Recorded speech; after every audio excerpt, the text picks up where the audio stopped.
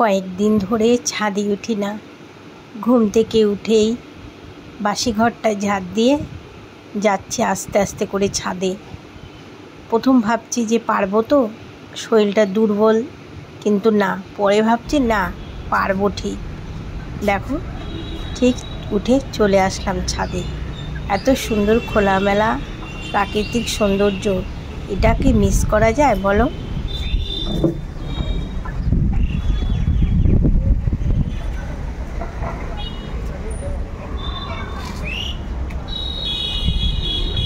খুব সুন্দর ফুরফুরে হাওয়া দিয়েছে, রোদের তাপও সেরকম নেই।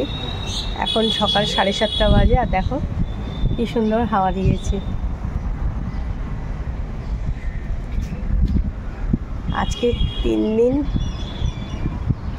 দিন পর ছাদে আসলাম, আর গাছগুলো কি ভালো লাগছে দেখে, মনে কতদিন পর দেখলাম গাছগুলোকে। সুপ্রভাত বন্ধুরা, আমার আরও একটা নতুন ব্লগে আমার সকল বন্ধু, যেখানে যত বন্ধু আছে সবাইকে জানাই স্বাগত। আশা করি তোমরা সবাই ভালো আছো, আমাদের পরিবারেও আমরা সবাই ভালো আছি। চলো নতুন ব্লগটা তো শুরু করে দিলাম। ছাদে খোলামেলা হাওয়া, গাড়ির আওয়াজ, তারপরে হচ্ছে পাখির কলরব। দেখো কি সুন্দর হাওয়া।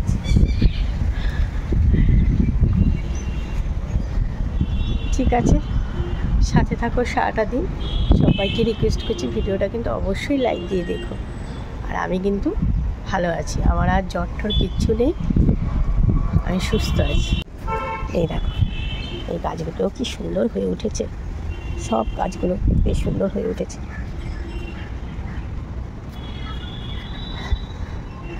এই সব পাতা মনে হচ্ছে কতদিন পর দেখছি, এগুলো একদম সবুজে সবুজ হয়ে রয়েছে।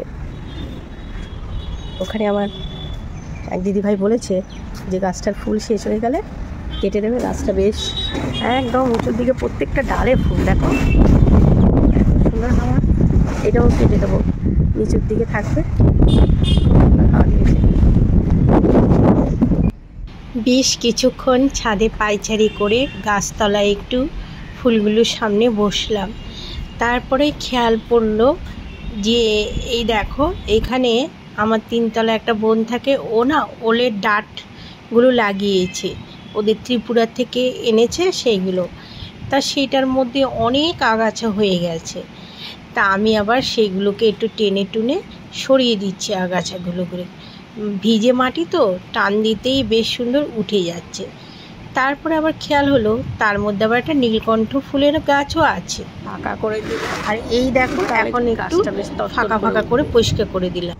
ভাবলাম এবার একটু তুলসী পাতা মুখে দিই। কি বলো তো, সর্দি কাশি সব কিছুর জন্য তো তুলসী পাতাটা খুব উপকার। তার সঙ্গে মধু দিয়ে অনেকে খেতে বলেছে, কিন্তু আমি না একদমই মিষ্টি জিনিস কিছু খেতে পারি না। আমার মিষ্টি দাঁতে পড়লেই বাবা গা শিউরে ওঠে। তার মধ্যে আবার মধু তো খুব মিষ্টি। আবার আমি সিঁড়িগুলো দেখছি নামার সময় যে এতগুলো সিঁড়ি দিয়ে নামবো না। সকালবেলা ওঠার সময় প্রথমে একটু উইকনেস লাগছিল, কিন্তু যত বেলা হয়েছে শরীরটা কিন্তু আমার আরও ঝরঝরে হয়ে গেছে। এই চা বসিয়ে দিলাম, ছেলেকেও আজকে একটু চা দেব। গতকালে একটু ঠান্ডা ঠান্ডা লেগেছে, তাই শাশুড়ি মার আর আমার বাবুর চাটা বসালাম চিনি দিয়ে। আমি কিন্তু চিনি ছাড়াই আমাদের ওর মতোই চা খাবো, কেননা যে অভ্যাসটা আমার হয়ে গেছে, যতই সুগার না থাক আমি কিছুতেই চিনি দিয়ে চা খেতে পারি না। আর মায়ের আছে, আমার শরীরে যখন তখন আসতেই পারে, তার জন্য একটু সাবধানেই চলি। আমার মায়ের তো আছে ডায়াবেটিস, কত বছর ধরে, 22 বছর ধরে মার ডায়াবেটিস। আর এদিকে আমাদের ও আবার দোকান থেকে এই যে এগুলো নিয়ে আসলো, টোস্ট বিস্কুট, তারপরে মুড়ি, সব এগুলো ছিল না, দই নিয়ে এসেছে। আর কিন্তু দই দিয়ে ভাত খেয়েছি বলে আজকে একেবারে আমাদেরও এত বড় একটা প্যাকেট তো নিয়ে এসেছে। ঘরে দই পাততে পারলে ভালো। বিস্কুটগুলো দেখে মনে হচ্ছে টাটকা। মেরি বিস্কুটটা আনলাম ছেলের জন্য, আর এটা হালকা মুড়িটা। ঠিক আছে, এগুলো পরে শাশুড়ি মাকে আর ছেলেকে চা দিলাম, ছেলেকেও চা দিয়েছে। ওই বিস্কুটগুলো ভিজিয়ে খা, টক বিস্কুট ছিল ওইদিকে ভিজে গেছে, এখন আমাদের ওকে চা দেবো। কদিন ধরে তো ঘরে টিফিন মানে ঠিকমতো করে দিই না, কিনেই আনে বা ছাতু গলিয়ে দিই। অনেক দিন পর সকালে টিফিনের জন্য একটু প্রস্তুতি শুরু করলাম, আর একটু আমলকি মুখে দিয়ে নিলাম জানো। আর রিপোর্ট কিলো টেবিলে ছিল। সকালবেলা আমাদের নিচে যে ভাইটা থাকে, ও মানে মেডিকাতে ওটিতে ডিউটি করে, তা শুনে দৌড়িয়ে এসছে রিপোর্ট দেখতে। দিদি তোমার রিপোর্টগুলো কেমন দেখাও। তারপরে ও দেখলো, বললো দিদি একটু খাওয়া দাওয়া করো, বেশি করে খাওয়া দাওয়া করো। আর ওই তোমাদের মতো বাড়ির ভাড়াটে ভাই বোনরা যখনই দেখে দিদি তুমি যে একটু রেস্ট নাও এরকম করে, মানে সারাক্ষণ ওরাও আমাকে দেখতে পেলে এরকম করতে থাকে। আর আজকে দেখো কেউ কিছু মানে রাগ করো না, আজকে একটু ঘরটা মুছবই, কিছু করার নেই, পা দিতে পারছি না, একটু চিপচিপে। আর আমার মনে হচ্ছে আমি একটু নেড়ে চেড়ে কাজ করলে না শরীরটা একটু ভালো লাগবে। শোনো বন্ধুরা, তোমরা কিন্তু মানে যারাই দেখছো যে আমি খুব ঝটপটে কাজ করছি, না গো, আমি কিন্তু মানে ফাস্ট করে দিয়েছি কাজটা, কিন্তু ভেবো না আমি খুব দৌড়োদৌড়ি করে কাজ করছি। আর আজকে সকালে জানো আমার একটা বড় ভুল হয়ে গেছে। আমি সকাল হলেই আমার ইউটিউবে যেসব বোন দিদিরা আছে তাদের আমি শুভ সকাল আর রাতের বেলা গুড নাইট পাঠাই। আজকে আর কাউকে পাঠাইনি। এবার যারা যারা মানে দেখে যে হোয়াটসঅ্যাপে আমি কোনো মানে সুপ্রভাত বলে কোনো মেসেজ পাঠাইনি, সবার টেনশান। এক দিদিভাই তো মানে কি টেনশান আমাকে কমেন্ট করেছে, এক বোন, মানে সবাই মিলে যে কি ব্যাপার, শরীর কি খুব দুর্বল, শরীর কি খুব খারাপ, কেননা এখনও তোমার মেসেজ আসেনি। আসলে আমি না ঘুম থেকে উঠেই ঘরটা ঝাড় দিয়ে সোজা ছাদে চলে গেছিলাম। তারপরে আমি ভাবলাম সত্যি আমিই ভুল করেছি, যেহেতু আমার শরীরটা কদিন ধরে খারাপ, এবার সবারই একটা দুশ্চিন্তা হবে। আর বিশেষ করে ডক্টর দেখিয়ে এসেছি, তারপর সকাল থেকে মেসেজ যাচ্ছে না। চালটা ভিজিয়ে রাখি, আর এটা বের করে রেখেছি, পরে খাবো। এদের টিফিনটা করে দিয়ে আমি যাব স্নান করতে। ঠাকুরের কিছু কাপড় চোপড়গুলো সেই অমাবতীতে সরিয়েছি, কলটা খুলেছি, জল পড়ছে। কাজ বাড়ি, এই ঘর দর মুছলাম, তারপরে সেগুলো একটু ধুয়ে দেবো, এই জন্য টিফিনটা দিয়েই যাই। আর দিদি ফোন করেছে, দিদির আজকে ছুটি বাড়িতে, বললো কিরে কেমন আছে, ভালো আছি, নাইট অল্প 4টে নাইটের পর আজকে ছুটি। টিফিনে তরকারি কিছু করবো না তো, ওই রোলের মতো ছেলেকে আর আমাদের ওকে করে দেবো। ঠিক আছে, করে নিই আমি টিফিনটা।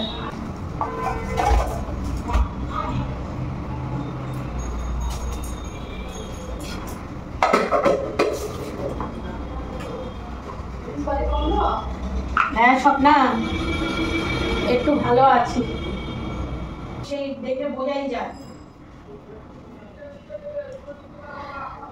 আমাদের বাড়ি ভাড়াটে বোনটা এই নাইট করে বাড়ি ঢুকলো জানো, সেই 10:30 বেজে যায় গো নাইট করে আসতে। ওদের আবার একটু দেরি হয় আসতে, কিন্তু আমার দিদিরা যে নাইট করে ওদের আবার ওরা 7:30টার মধ্যে বাড়ি চলে যায়। কিন্তু ওরা তো সিস্টেম, ওদের এইখানে ওখানে হ্যান্ড ওভার করে তারপরে আসতে হয়। তাই বললো দিদি ঠিক আছে, ওরা যেতে আসতে সব সময় খোঁজ নিচ্ছে।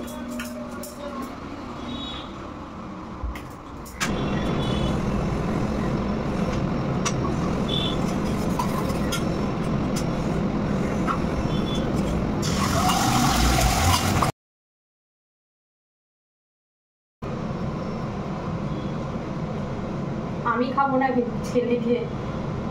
শসা ছিল না, পেঁয়াজ কুচিয়ে লেবু দিয়ে রোলের ভেতর দিয়ে দিয়েছি, ছেলে আর আমাদেরও খেলো। আমি এই ওআরএসটা খেয়ে নিচ্ছি। আর আমার বাবুর মধ্যে না একটু রোলের ভেতরে আলুর তরকারি দিলেও ভালো খায়, কিন্তু না, উপস্থিত যেটা করে দিয়েছি খেয়ে তো বাবা ছেলে দুজনেই খুব প্রশংসা যে ভালো হয়েছে।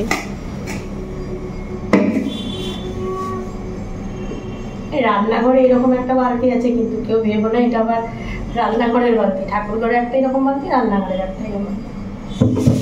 এই যে অমাবতীতে তুলে রেখেছি সেগুলো ধুয়ে দিয়ে রোদ আছে।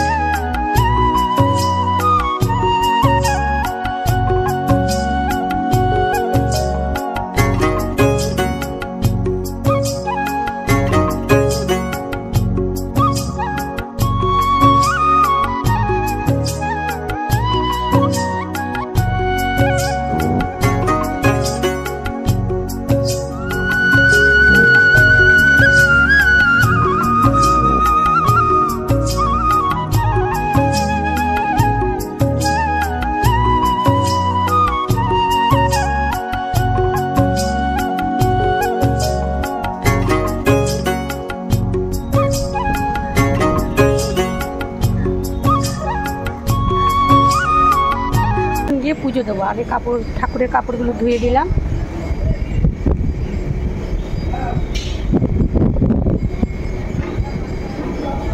আস্তে করে ছিঁড়ে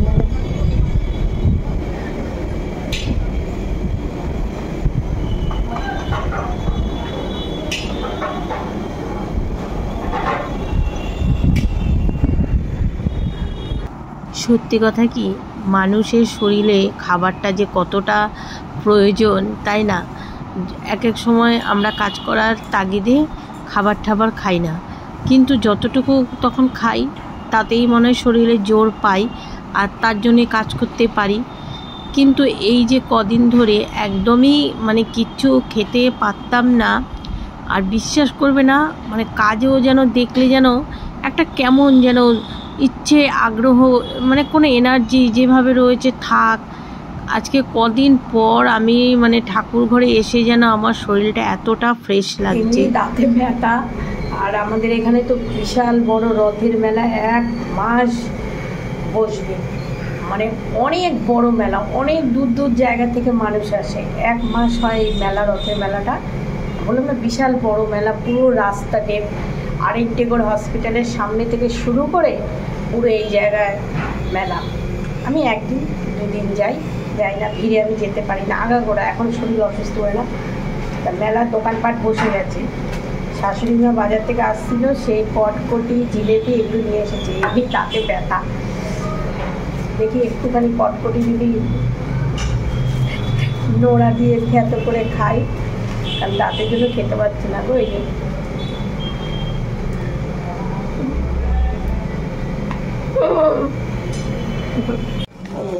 কটকটিগুলো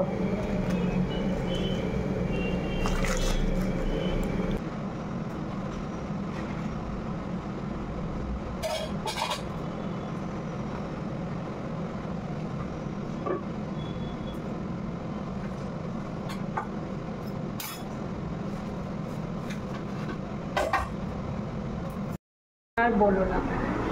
এইখানে আমাদের এই বাড়ির সামনে যে চিকেন বিক্রি করে, 11:30টার সময় ওর কাছে চিকেন শেষ হয়ে গেছে। তা আমাদের তো ডাল, চিচিঙ্গা ভাজা, ভাত, মাছ ঠাচ আনতে বারণ করছি, খেতে পাচ্ছি না বলে। তারপরে উচ্ছে সেদ্ধ সমস্ত কিছু আমাদের রান্না হয়েছে। তা এখান থেকে চিকেন আনবো, তা ও বলছে আমার চিকেন শেষ, আমি যাচ্ছি, আবার এসে দোকানে লাগাবো, মানে চিকেনটা বিক্রি করব বলে 11:30টায় গেছে। বাড়ির সামনে দোকান। এখন আমরা যদি অন্য জায়গার থেকে ওকে বলেছি নেবো, ও বললো আমি আসছি। এইবার 1টা বাজতে যায়, আসেনি জানো। এখন ছেলেটারে আমি দিয়ে খেতে দেবো। কালকেও ডাল পাঁপড় ভাজা দিয়েছি, আজকে ছেলে বলছে আমি খেয়ে নেবো।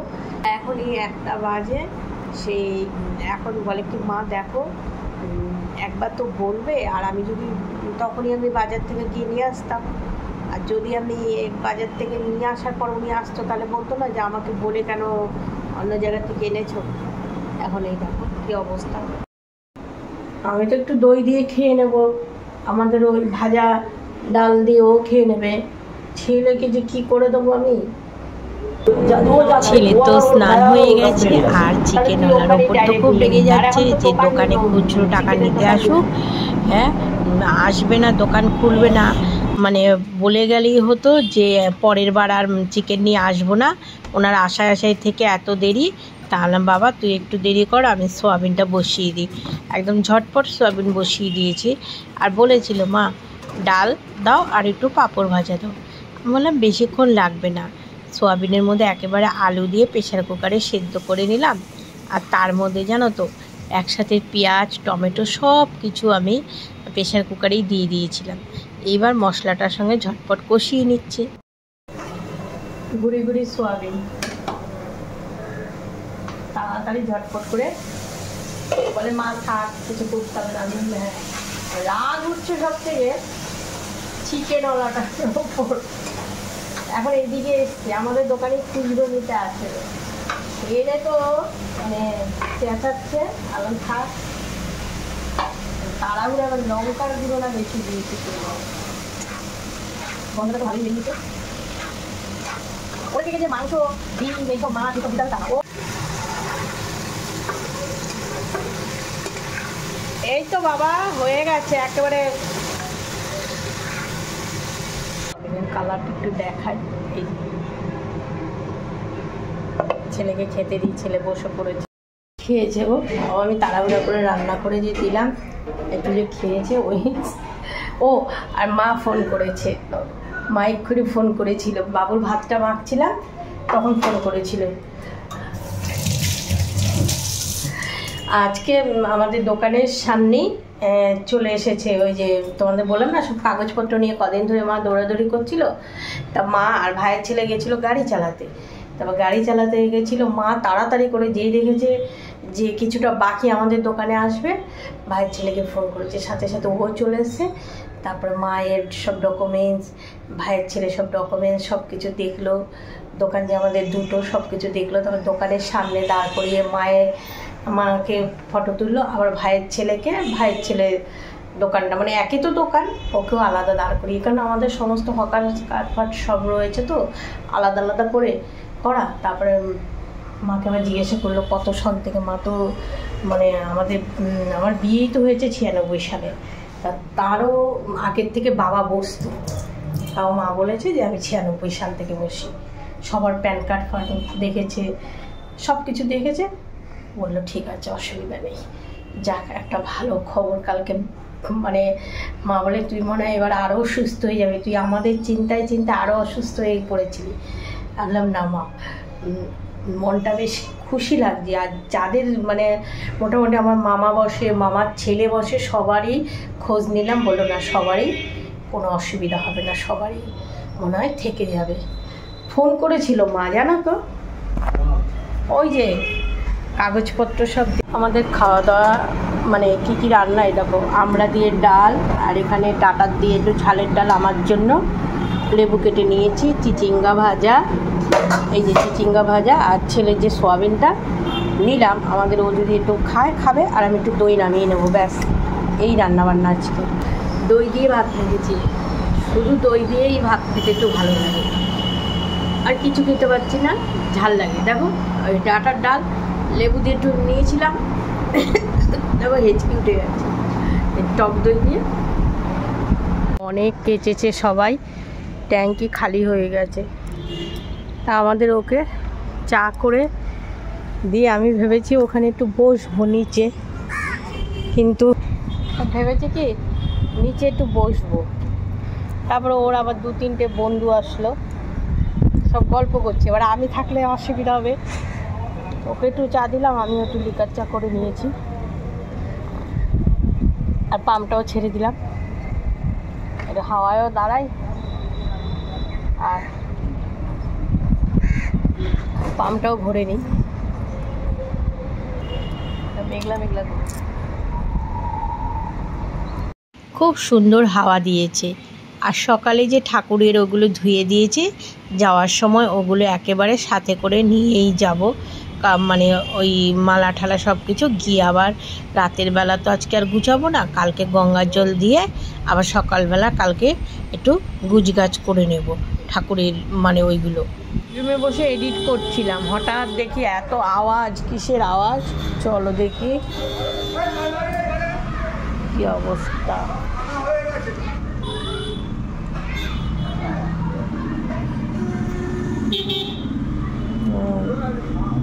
কি অবস্থা,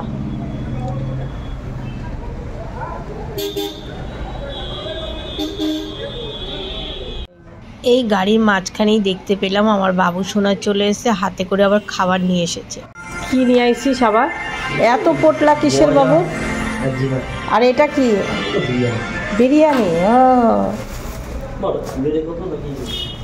এই যে আমাদের এখানে বললাম না সকালেও তো শাশুড়ি মা কতগুলো নিয়ে এসেছে, নিমকি গজা। বাবা আজকে আমি অমাবস্যার পুজো হচ্ছে মনে হয়, আমি তো যেতে পারলাম না, কালকে যাব। দাঁড়া আমি দেখি কি কি। বাবা এই দেখো সব মিষ্টি জিনিসই আনে, ওই যে নিমকি এনেছে, আর এই যে গজা এনেছে। মেলার দোকান বসে গেছে। বাবু মেলা কবে, রথের মেলা? দাঁড়া দেখছি আমি। আর বিরিয়ানি আমাদের এখানে মেলা খেলা দেখার জন্য চলে এসছে বাড়ি। কার খেলা বাবাই? হ্যাঁ ফুটবল খেলা।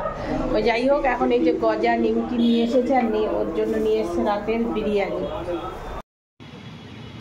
টিভি সাউন্ডের জন্য আবার আমাকে ভয়েস দিতে হলো, পুরো আওয়াজটা আসছিল। একদম নরম তুলতুলে গজাগুলো জানো। আর হচ্ছে আমার ছেলে আবার এই গজা, তারপরে এই যে মেলা এসেছে না, ও না ওই যে চিনির দানাদারগুলো এমনি সময় তো দোকানে পাওয়া যায় না, মেলাতে পাওয়া যায়, ও খুব ভালো খায়। আর মানে ছোটোর থেকে ওই চিনির দানাদারগুলো, যেটাকে দানাদারই তো বলে, সেগুলো কিনে কিনে খেত। এই যে ওর বিরিয়ানি হবে না, প্লেটে করে দিলাম। এখন দরজা দিয়ে টিভি দেখতে শুরু করে দিয়েছে। প্লেটে করে ওই নিমকি আর গজা দিলাম। আর আমি এখন একটু নিয়ে বসি, দেখি খেতে পারি কি না। নরম আছে গজাগুলো। যাই হোক বন্ধুরা, ব্লগটা শেষ করি আজকের ব্লগটা। আর ছেলে না আসার আগ পর্যন্ত আমি কি করছিলাম জানো, শুয়ে শুয়ে মোবাইল দেখছিলাম। মন্দিরের এখানে কি ভিড় গো, আজকে মন্দিরে পুজো। আমি গেলাম না, জ্বরটার থেকে উঠেছি সবে। তারপরে থাক, মা আমাকে টানেনি তাই গেলাম না। ব্লগ শেষ করছি, দেখা হবে আবার আগামীকাল নতুন একটা ব্লগে। সবাই ভালো থেকো, সুস্থ থেকো। আমার ভিডিওটা ভালো লাগলে লাইক শেয়ার কমেন্ট করে আমার পাশে থেকো। শুভরাত্রি, টাটা। 10টা বাজতে যায়।